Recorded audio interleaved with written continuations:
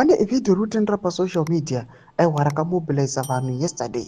Panapa rakubuda richitogwa these guys vecrime watch Zimbabwe vataura masvika vachiti aiwa yesterday people they were really scammed.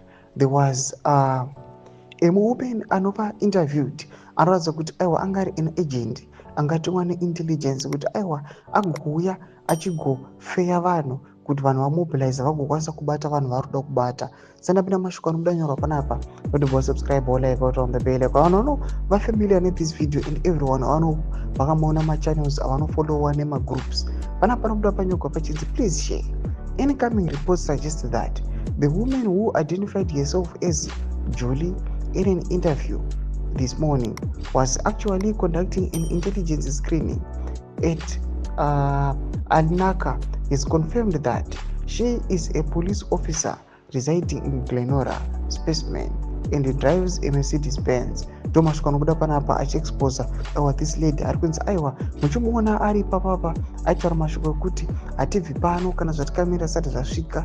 Aiwa ariuya panapa achinzi mashoko awa it is just an intelligence screening yekuya panapa achikola kuti ava vanabhomisha kugeza vakasire vaita zvavanoda kuita tizive kana kuti tivabate tione kuti toita sei action ingada kuputwa in place.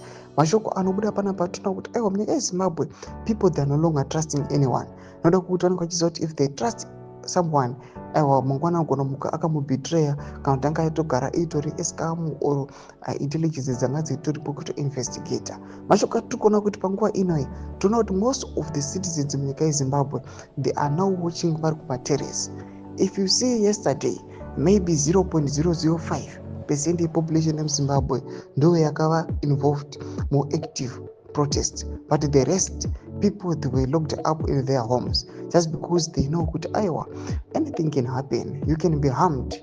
Ukatozopedzisira watozoshaya kuti worapwa kupi, you can face anything josikazivi kuti uchazviita sei mberi.